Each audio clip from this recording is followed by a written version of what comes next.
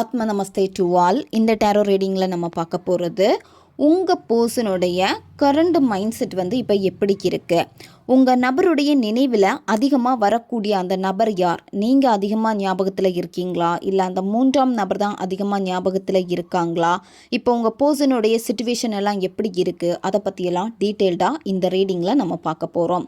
இந்த card energy கூட connect ஆகிறதுக்காக உங்கள் பர்சனை மனசில் நினச்சிட்டு கமெண்டில் மேஜிக் சேஞ்ச் டைப் பண்ணுங்கள். இந்த கார்டு எனர்ஜி கூட கனெக்ட் ஆயிருவீங்க. நம்ம சேனலுக்கு நீங்கள் இதான் ஃபஸ்ட் டைம் வரீங்கன்னா மறக்காமல் சப்ஸ்கிரைப் பண்ணிக்கோங்க. பக்கத்தில் இருக்கக்கூடிய பெல் பட்டனையும் கிளிக் பண்ணிக்கோங்க. அப்போ தான் நான் போடக்கூடிய வீடியோஸ் எல்லாமே உடனுக்குடன் உங்களுக்கு நோட்டிஃபிகேஷனில் வந்துக்கிட்டே இருக்கும்.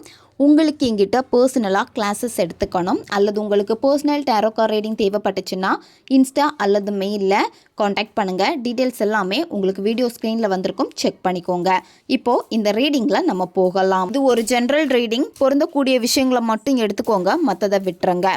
இப்போ இருக்கக்கூடிய சிச்சுவேஷன் எல்லாமே பார்க்குறப்போ உங்கள் பர்சனுக்கும் சரி அந்த மூன்றாம் நபருக்கும் சரி ரெண்டு பேருக்கு இடையில வந்து இப்போ பேச்சுவார்த்தைகள் ரொம்ப ரொம்ப கம்மியாகிக்கிட்டே இருக்கு.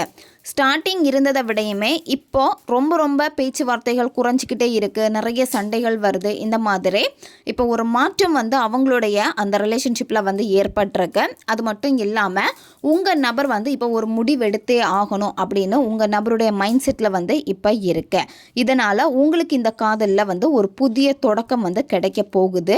ஏன்னா அங்கே வந்து அந்த ரிலேஷன்ஷிப்பு வந்து முடிவுக்கு வரப்போகுது. இவ்வளோ நாள் வந்து நீங்கள் ரொம்ப குழம்பி போயிருப்பீங்க, ஒரு தேக்க நிலையிலேயே இருந்திருப்பீங்க. இதெல்லாமே வந்து மாறப்போக நேரம் வந்து வந்துடுச்சு. சரியா? சில சூழ்நிலைகள் வந்து உங்களை கஷ்டப்படுத்துகிற மாதிரி இருந்தாலுமே, அதாவது உங்கள் பர்சனுடைய ஆக்டிவிட்டியெல்லாம் நீங்கள் செக் பண்ணுறப்போ அது உங்களை காயப்படுத்துகிற மாதிரி இருக்கும். இப்போ வந்து உங்கள் நபர் உங்ககிட்ட பேசுவாங்க, ஆனால் சரியாக பேச மாட்டாங்க.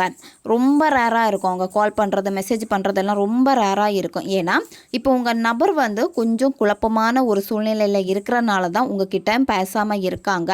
இப்போ உங்கள் நபர் வந்து என்ன நினைக்கிறாங்க அப்படின்னா, இந்த சூழ்நிலையில் இருந்து நான் மாறணும். ஏன்னா என்னோடய மைண்ட் செட்டு வந்து இப்போ அங்கேயும் பிரச்சனையாக இருக்குது, எனக்கு எந்த பக்கம் போகணுன்னு தெரியலை அப்படின்னு உங்கள் நபர் உங்ககிட்டேயும் வந்து சொல்லுவாங்க.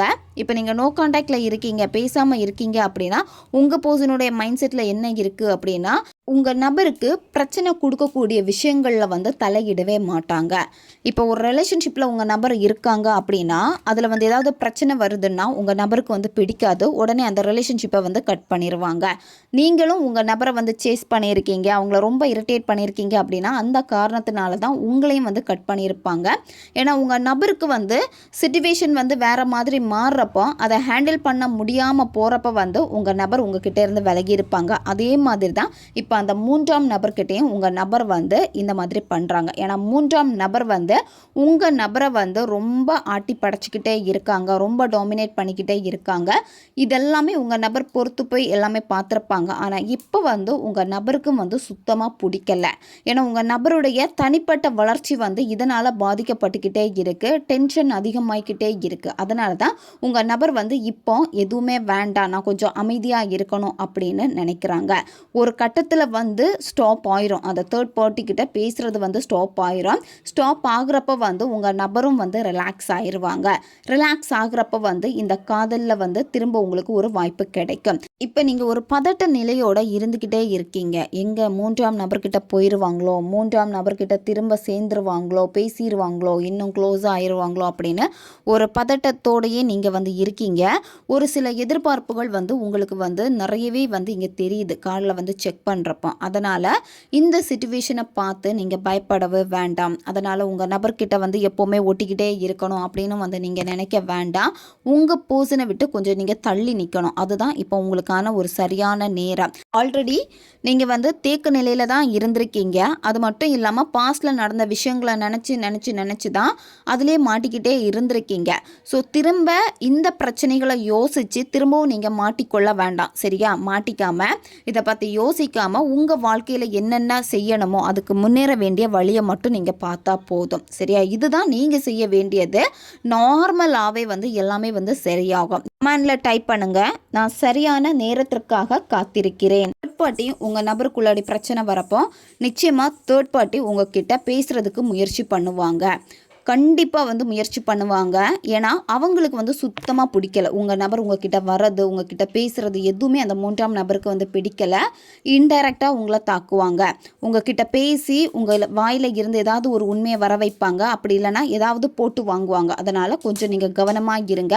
3ஆம் நபர்கிட்ட வந்து பேச்சு கொடுக்காம தான் நீங்கள் இருக்கணும். பேச்சு கொடுத்தீங்க அப்படின்னா உங்களுக்குள்ளாடி திரும்ப ஏதாவது ஒரு குழப்பத்தை ஏற்படுத்திட்டு போயிடுவாங்க. அதனால் 3ஆம் நபர்கிட்ட பேசுகிறத ஸ்டாப் பண்ணிடுங்க.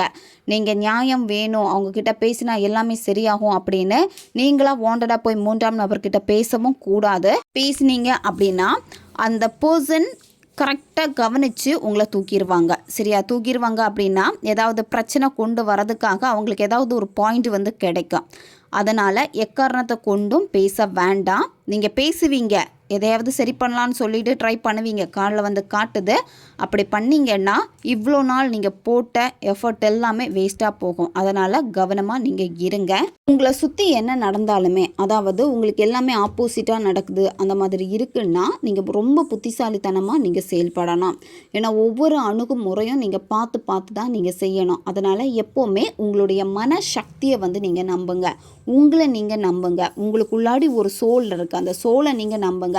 சோலை நீங்கள் நம்புகிறப்போ சில விஷயங்கள் வந்து தள்ளி தள்ளி போகும். சரியா? பிரச்சனைகள் வராமல் தள்ளி தள்ளி போகும். ஆனால் அது ஒரு சின்ன ஒரு தவிப்பை வந்து கொடுக்கும். உங்கள் நபர்கிட்ட பேச முடியல அப்படிங்கிற ஒரு தவிப்பை வந்து கொடுத்தாலுமே எல்லாத்தையும் சமாளித்து உங்களால் வர முடியும்.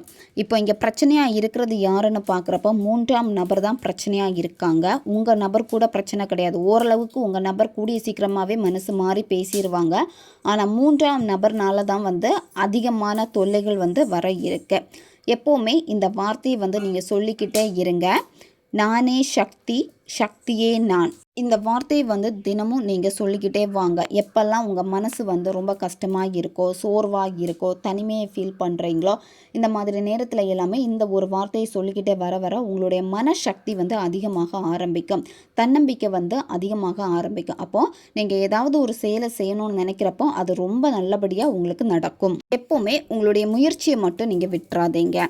சில நேரம் ரொம்ப சோர்ந்து போகிறீங்க, சில நேரம் மனக்கசப்பு அதிகமாக இருக்குது, என்னடா என்ன பண்ணாலும் எதுவுமே சரியாக ஆகலையே அப்படின்னு நீங்கள் நினைக்கிறீங்க. உங்களுடைய விடாமுயற்சியை மட்டும் நீங்கள் விட்டுறவே கூடாது. என்னத்தான் இந்த ரிலேஷன்ஷிப்பில் வந்து நீங்கள் சோர்வடைஞ்சாலுமே உங்களுடைய இலக்கை வந்து நீங்கள் தொடர்ந்துக்கிட்டே தான் இருக்கணும். சரியா? திரும்ப திரும்ப நீங்கள் முயற்சி பண்ணிக்கிட்டே தான் இருக்கணும். நீங்கள் மேனிஃபெஸ்டேஷன் பண்ணுறீங்கன்னா அதில் தோத்துட்டீங்க அப்படின்னு சொல்லிட்டு வருத்தப்படவே வேண்டாம். திரும்ப திரும்ப முயற்சி பண்ணுங்கள். ஏன்னா இந்த கார்டு வந்து என்ன சொல்ல வராங்க அப்படின்னா, 3rd கார்டு நம்ம செக் பண்ணுறப்போ தெளிவாக காட்டுது. நீங்கள் போடக்கூடிய ஒவ்வொரு எஃபோர்ட்டும், இந்த மேனிஃபெஸ்டேஷன் நீங்கள் பண்ணுறீங்க ஒவ்வொரு மெத்தட்லேயும் வந்து ஒவ்வொரு எனர்ஜி வந்து உருவாகிக்கிட்டே தான் இருக்குது. சில நேரம் இந்த ரிலேஷன்ஷிப்பில் வந்து நீங்கள் ரொம்ப சோர்வாகி போன மாதிரி இருக்கும். திரும்ப தொடரணுமா, இல்லை நம்ம போயிடலாமா, விட்டுட்டு போயிடலாமா அப்படின்னு கூட நீங்கள் நினைப்பீங்க. நீங்கள் தொடர்ந்து வந்து முன்னேற வேணும் அப்படின்னு தான் இந்த கார்டில் வந்து சொல்கிறாங்க. சரியா? ஏன்னா நீங்கள் போட்ட எஃபோர்ட் எல்லாமே வந்து வேஸ்ட் ஆகலை. அது வந்து ஸ்ட்ராங்காக ஆகிக்கிட்டே இருக்குது. இந்த யூனிவர்ஸ் வந்து ஸ்ட்ராங் பண்ணிக்கிட்டே இருக்காங்க. அதை தான் உங்களுக்கு இப்போ ஞாபகப்படுத்துகிறாங்க. சோர்வடையாதீங்க, நீங்கள் காயமடைஞ்சிருக்கீங்க, நிறைய சவால்களை பார்த்துருக்கீங்க. இருந்தாலுமே இது எல்லாத்தையும் தாண்டி உங்களுடைய சக்தியை நீங்கள் நம்புங்க. உங்களுடைய சக்தியை நீங்கள் நம்புகிறப்போ அதுதான் இந்த ரிலேஷன்ஷிப்பை வந்து பாதுகாக்க போகுது. உங்கள் நபர் 3ஆம் நபரை கண்மூடித்தனமாக நம்பியிருக்காங்க. கண்மூடித்தனமாக நம்பினால தான் இப்போ அந்த 3ஆம் நபருடைய சில வேலைகள் வந்து வெளிப்பட்டுடுச்சு. உங்கள் நபர் வந்து கண்டுபிடிச்சிட்டாங்க அந்த 3ஆம் நபர் எப்படிப்பட்டவங்க அப்படிங்கிறது வந்து தெரிய ஆரம்பிச்சிடுச்சு. அதனால் உங்கள் நபருக்கு வந்து இப்போ எப்படி இருக்குன்னா, அந்த ரிலேஷன்ஷிப்பில் இருக்க பிடிக்கல, இவங்க சரி பண்ணிடலாம் அப்படின்னு உங்கள் நபர் நினச்சாலுமே உங்கள் நபருக்கு எப்படி இருக்குன்னா, தேவையில்லாமல் நம்ம இந்த ரிலேஷன்ஷிப்பில் வந்து மாட்டிக்கிட்டோமோ அப்படின்னு அவங்களுக்கு இருக்குது.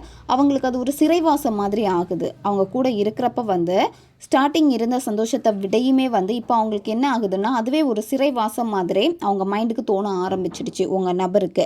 ஏன்னா உங்கள் நபர் வந்து எல்லாத்தையுமே கண்மூடித்தனமாக நம்பியிருக்காங்க. கண்மூடித்தனமாக நம்பினால தான் இப்போ உங்கள் நபருக்கு எப்படி இருக்குன்னா, எல்லாத்துலேயுமே வந்து நானே போய் மாட்டிக்கிட்டேனே அப்படின்னு ஒரு பதட்டத்தோடு உங்கள் நபர் வந்து இப்போ இருக்காங்க. அதனால் உங்கள் நபருக்கு இப்போ வேறு எந்த வழியும் வந்து தெரியாமல் வந்து இருக்குது. நீங்கள் எப்படி உங்கள் நபரை நினச்சி கவலைப்படுறீங்களோ அதே மாதிரி உங்கள் நபர் உங்களை நினச்சி தான் கவலைப்படுறாங்க. சரியா?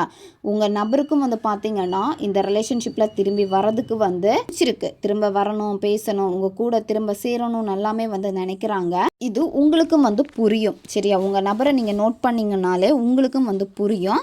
ஆனால் என்னென்னா உங்களால் வந்து அதை பார்க்க தான் முடியும்.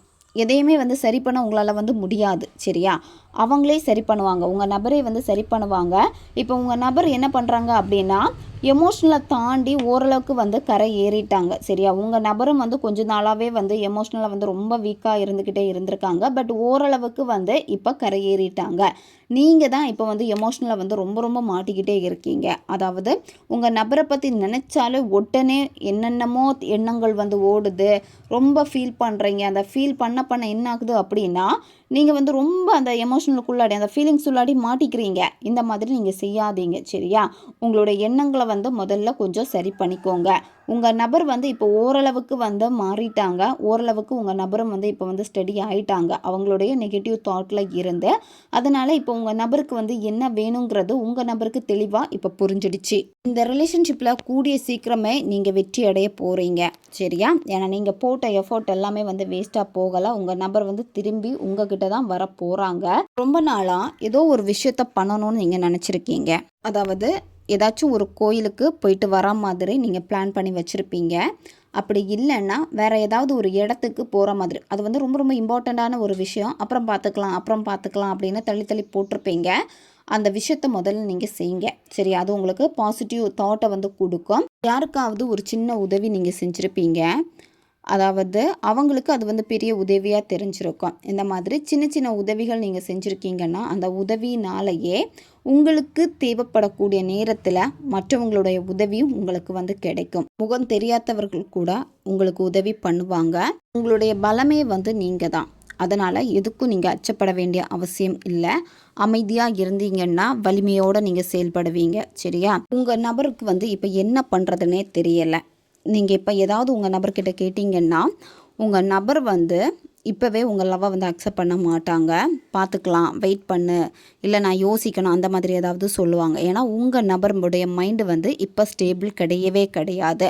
இப்போ அதனாலே வந்து நீங்கள் வந்து வருத்தப்பட்டுக்கிட்டே இருக்கீங்க. இப்போ உங்கள் நபருக்காக வந்து நீங்கள் நிறைய நாள் வந்து வெயிட் பண்ணிக்கிட்டே இருந்திருக்கீங்க. வெயிட் பண்ண அது வந்து இன்னும் உங்களை வந்து சோகமாக்கிக்கிட்டே தான் இருக்குது. ஏன்னா உங்கள் நபருடைய சிச்சுவேஷனும் வந்து இப்போ வந்து சரி கிடையாது. உங்கள் நபருக்கு வந்து இப்போ எப்படி இருக்குன்னா எமோஷனலை விட்டு வெளியே வந்துட்டாங்க. வெளியே வந்தாலும் அவங்களுக்கு வந்து இன்னும் எந்த பாதையில் போகிறது, நமக்கு வந்து எது தான் வேணும் அப்படிங்கிற ஒரு குழப்பம் இப்போ வந்து இருந்துக்கிட்டே தான் உங்கள் நபருக்கு வந்து இருக்குது. அதனால் உங்ககிட்ட பேசுகிறத கொஞ்சம் அவாய்ட் பண்ணுவாங்க. அப்படி இல்லைன்னா உங்ககிட்ட சொல்லுவாங்க, கொஞ்ச நாள் கழித்து நான் வந்து பேசுகிறேன் அப்படின்னு உங்கள் நபர் உங்களுக்கு வந்து சொல்லுவாங்க. அதனால் இப்போ உங்கள் நபரை வந்து நீங்கள் சேஸ் பண்ண வேண்டாம். உங்கள் நபர்கிட்ட பேசாமல் இருக்கிறது உங்களுக்கு ஒரு சோகத்தை வந்து கொடுத்துக்கிட்டே தான் இருக்குது. எப்போவுமே நீங்கள் அவங்கள பற்றி மட்டும்தான் நினச்சிக்கிட்டே இருக்கீங்க. அவங்க வருவாங்களா மாட்டாங்களா, என்னத்தான் ஆகுது அப்படின்னு வந்து நீங்கள் இதையே தான் யோசிச்சுக்கிட்டே இருக்கீங்க. இந்த மாதிரி நீங்கள் யோசிக்க வேண்டாம். சரியா? பழைய நினைவுகள் வந்து வரப்போ வந்து ரொம்ப நீங்கள் வந்து ரொம்ப சோகமாகிக்கிட்டே தான் இருக்கீங்க. அதனால் கொஞ்சம் வந்து உங்களை நீங்கள் சரி பண்ணிக்கோங்க. அதுக்கு தான் மனசக்தியை வந்து அதிகப்படுத்த சொல்கிறது. அந்த வார்த்தை வந்து எப்போவுமே சொல்லிக்கிட்டே இருங்க. நானே சக்தி, சக்தியே நான் அப்படின்னு உடஞ்சி போகக்கூடிய நேரத்தில் எல்லாமே நீங்கள் சொல்லுங்கள். நிச்சயமாக அந்த இடத்துல வந்து உங்களுக்கு ஒரு தைரியம் கிடைக்கும். உங்களுக்கு வந்து எல்லாத்தையும் வந்து சரி பண்ணலாம் அப்படிங்கிற ஒரு மைண்ட் செட்டை ஆட்டோமேட்டிக்காகவே உங்களுக்கு வேலை செய்ய ஆரம்பிக்கும். இப்போ நீங்கள் ரொம்ப சோகமாக இருக்கீங்க. சோகமாக இருக்க வேண்டாம். சோகத்திலேருந்து வெளியே வந்து ரொம்ப உற்சாகமாக இருங்க. உங்களுக்கு என்ன வேணுமோ, நீங்கள் என்ன விஷயங்கள் செய்ய வேண்டியது இருக்கோ அதில் வந்து செயல்படுங்க. கவனத்தை நீங்கள் செலுத்துங்க, போதும். ஓகே காய்ஸ், இதுதான் இந்த ரீடிங். இது வந்து ஜென்ரல் ரீடிங் தான். பொருந்தக்கூடிய விஷயங்களை மட்டும் எடுத்துக்கோங்க, மற்றதை விட்டுருங்க. உங்களுக்கு பர்சனல் டேரோ கார்ட் ரீடிங் தேவைப்பட்டுச்சுன்னா இன்ஸ்டா அல்லது மெயிலில் காண்டாக்ட் பண்ணுங்கள். அடுத்து ஒரு வீடியோ பதிவில் சந்திக்கலாம். நன்றி.